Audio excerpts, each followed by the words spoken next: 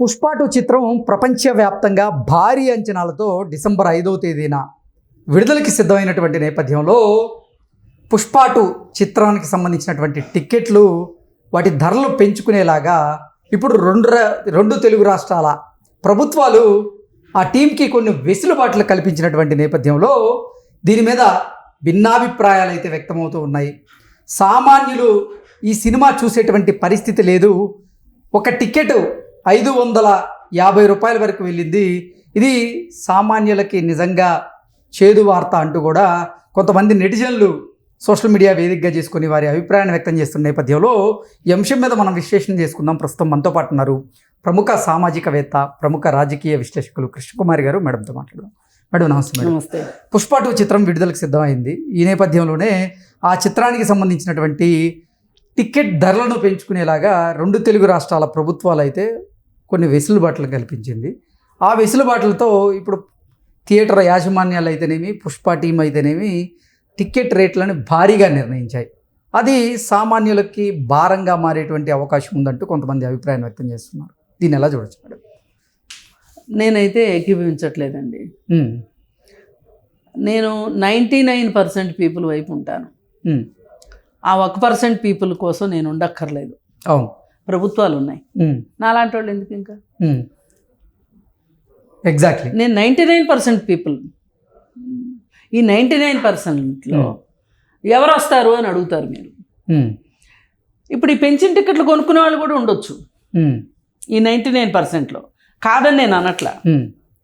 కానీ ఏ పరిస్థితిలో వాళ్ళు 500 రూపాయల టికెట్ కొనుక్కోవాల్సి వస్తుంది, 600 రూపాయలు పెట్టి టికెట్ కొనుక్కోవాల్సి వస్తుంది, 1200 రూపాయలు పెట్టి టికెట్ కొనుక్కోవాల్సి వస్తుంది అంటే ప్రీమియర్ షో నైట్ 2 షోలు వేస్తున్నారు, అన్ని థియేటర్లు వేస్తున్నారు, అన్ని టికెట్లు ఫుల్ అవుతాయి. నేను కాదని అనట్లేదు. ఈ 1200 రూపాయలు పెట్టి టికెట్ పెట్టి కొనేవాళ్ళు దగ్గరికి డబ్బులు ఏ విధంగా వస్తాయి?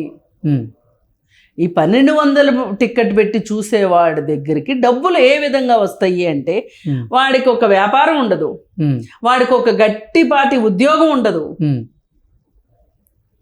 మరి ఎలా కొంటాడండి అంటారు మీరు. తల్లిదండ్రుల దగ్గర నుంచి పీడిస్తాడు. లేదు అనుకుంటే చిన్న చిన్న కుటుంబాలు అయితే కూడా వేరే దానికి అవసరమైన దానికి ఖర్చు పెట్టాల్సిన డబ్బులను కూడా దీనికి డైవర్ట్ చేసుకొని ఈ టికెట్లు కొనుక్కొని చూస్తారు. మరి అలా చూసే వాళ్ళని ఎందుకండి, వాళ్ళ గురించి మీకెందుకండి బాధ అని అడుగుతారు సింపుల్గా. వాళ్ళ గురించి బాధ లేదు, వాళ్ళ కుటుంబాల గురించి బాధ. వాళ్ళ కుటుంబాల గురించి బాధ ఉంటుంది, వాళ్ళ గురించి కూడా బాధ ఉంటుంది. అసలు వీళ్ళు జీవితాన్ని ఎలా చూస్తున్నారు, జీవితాన్ని గురించి ఏమనుకుంటున్నారు, వీళ్ళకున్న బాధ్యతల గురించి వాళ్ళు ఎంతలా ఉంటున్నారు అనే దాని గురించి ఆలోచించాలి కదా. మరి వాళ్ళ గురించి మనం కాకపోతే ఎవరు ఆలోచిస్తారు వాళ్ళ గురించి? వాళ్ళు ఒళ్ళు బలిసి టికెట్ కొనుక్కొని చూస్తే నీకేంటి బాధ అనొచ్చు, కానీ అలా చూసేలాగా చేసింది ఎవరు అది చెప్పండి నాకు. ఇప్పుడు హత్య చేసిన వాడిది ఎంత తప్పు, చేయించేవాడిది కూడా అంతే తప్పు. ఎగ్జాక్ట్లీ. మరి ఇక్కడ అది వర్తించదా? ఏమి ఆనందం నాకు అర్థం కాదు. 1200 రూపాయలు పెట్టి టికెట్ చూడాలి అంటే ఐమాక్స్ థియేటర్లో 6 చూడొచ్చు మామూలు రోజుల్లో. అయితే 6 టికెట్లు ఈజ్ ఈక్వల్ టు 1 టికెట్ చేశారు మీరు ఇప్పుడు.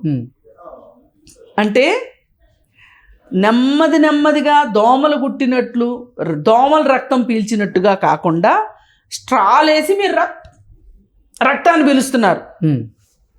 మనకు దోమ కుట్టింది అనుకోండి, ఎంత రక్తం తాగుతుంది అది?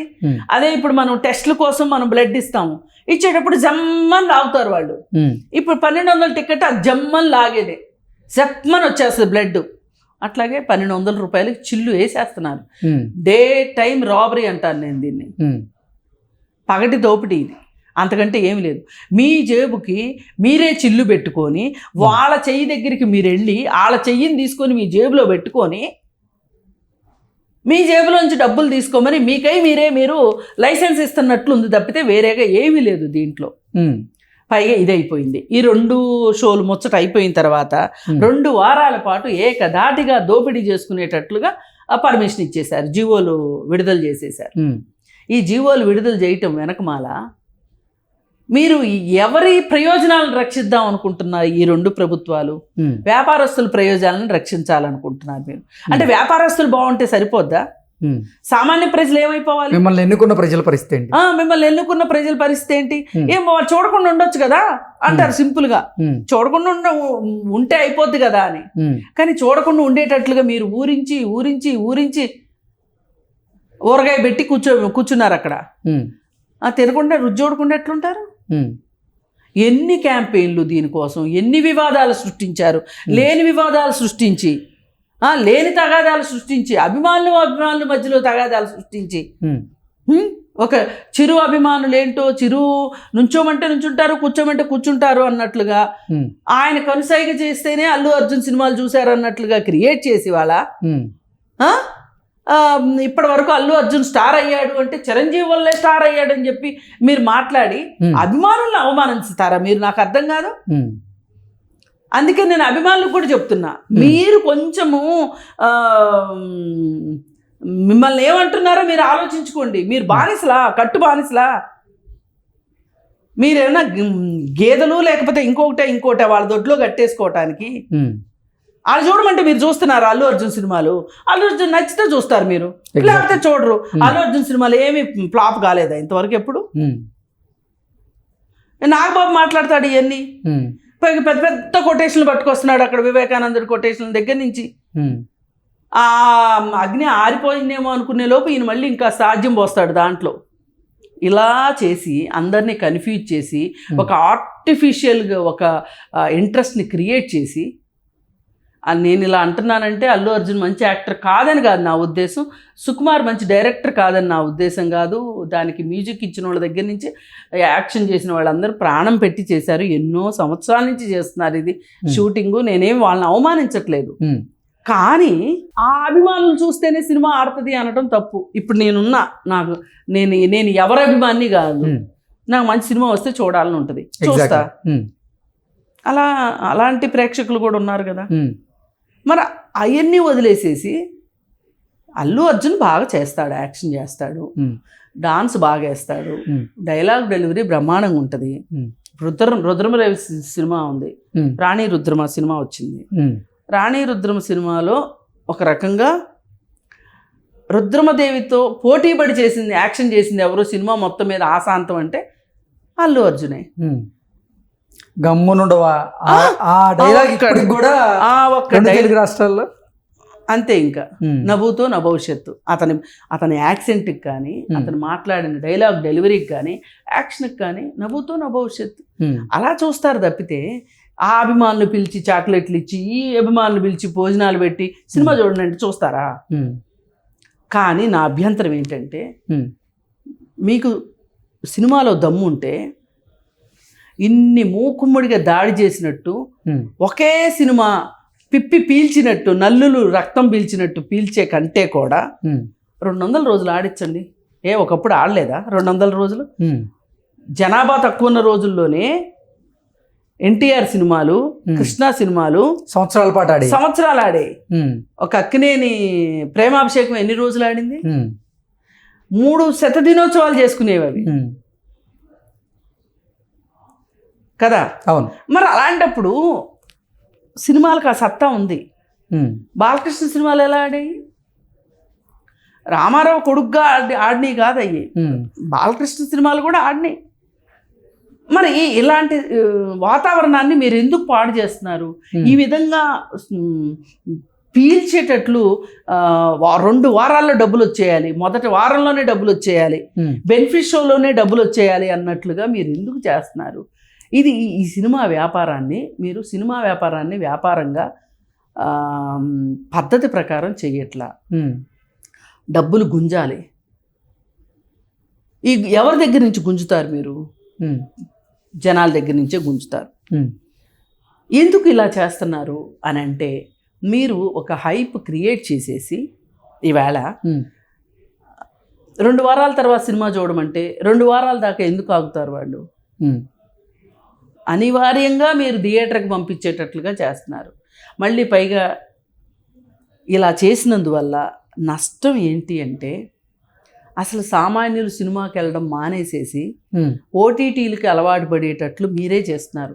మీరు కూర్చున్న కొమ్మల్ని మీరే నరుక్కుంటున్నారు. ఇవాళ మామూలు సినిమా థియేటర్కి దిక్కు దివాణం లేదు వాళ్ళ. ఆ థియేటర్లు మూతపడిపోయినాయి. అవి కళ్యాణ మండపాలు గాను ఇంకోటి గాను షాపింగ్ మాల్స్ గాను మారిపోతున్నాయి. ఇప్పుడు ఇక్కడ ఈ మల్టీప్లెక్స్ని ప్రోత్సహించడం వెనకమాల కూడా మనుషుల యొక్క వినియోగదారుల యొక్క కొనుగోలు శక్తిని పెంచే విధంగా ఉన్నాయి. మాల్కి వెళ్తాడు, సినిమా చూస్తాడు, అక్కడే ఒక హోటల్ ఉంటుంది, హోటల్లో తింటాడు, అక్కడే ఒక షాపింగ్ ఉంటుంది, షాపింగ్ చేస్తాడు, ఇంటికి వచ్చేసరికి 10,000 ఖర్చు అవుతాయి. ఒక మామూలు వ్యక్తులు వాళ్ళ మల్టీప్లెక్స్కి వెళ్ళగలిగిన పరిస్థితి ఉందా? లేదు. అదే చెప్తుంది, సామాన్యులకి అది పెనుభారంగా మారబోతుంది, మారిపోయింది ఆల్రెడీ, ఇంకా ఇంకా మారేటట్లుంది. అట్లా కాకుండా మీరు ఈ సినిమాని బతికించుకోవాలి, చిన్న సినిమాలు కూడా రావాలి, అన్ని పెద్ద సినిమాలే కాదు అనే ఉద్దేశం ఉంటే గనక మీరు చేయాల్సింది ఏంటి? ఇక్కడ ధరలను నియంత్రించాలి. అలాగే మామూలు థియేటర్లను కూడా ప్రోత్సహించగలగాలి. మీరు అవి చెయ్యట్లా. ఇప్పుడు విజయసాయిరెడ్డి అనే వ్యక్తి ఇప్పుడు ఏమైపోయాడు? అడ్రస్ లేకుండా వెళ్ళిపోయాడు. అసలు విజయసాయిరెడ్డి ఏం చేస్తున్నాడు? పోయినసారి పవన్ కళ్యాణ్ రెమ్యునరేషన్ గురించి పార్లమెంట్లో మాట్లాడాడు. ఇప్పుడు ఏం చేస్తున్నాడు? ఇప్పుడు ఎక్కడున్నాడు? ఇది బాగుందా? మరి ప్రభుత్వాలు ఏమన్నా ఉండేవండి, నాకు సంబంధం లేదు, జరుగుతున్న డ్రామా నాకు కావాలి.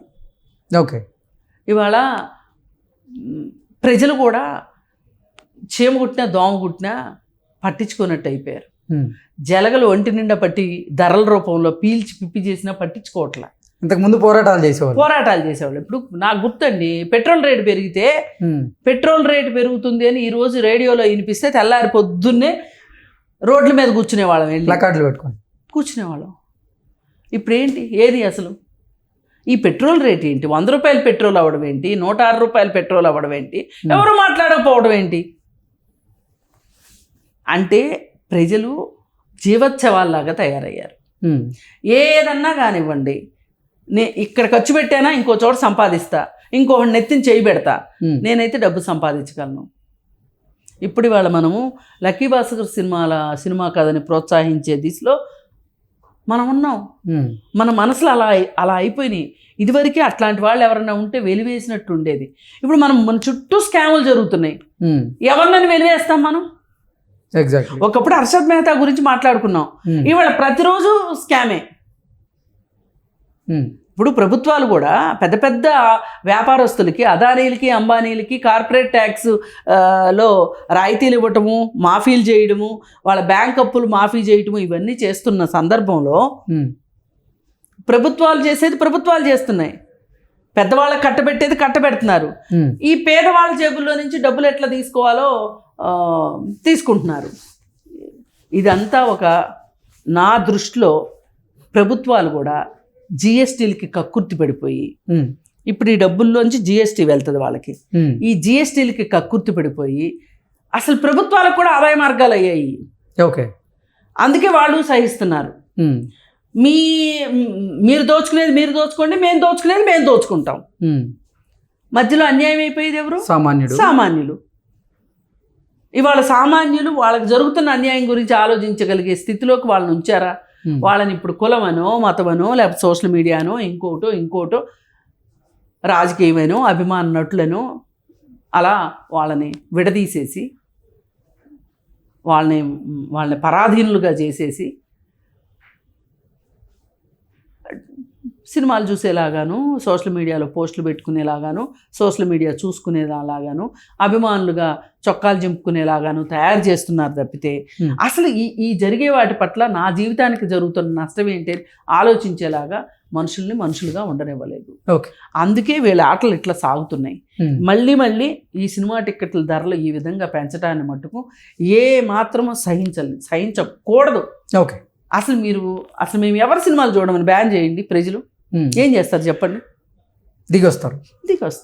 Okay okay madam, thank you.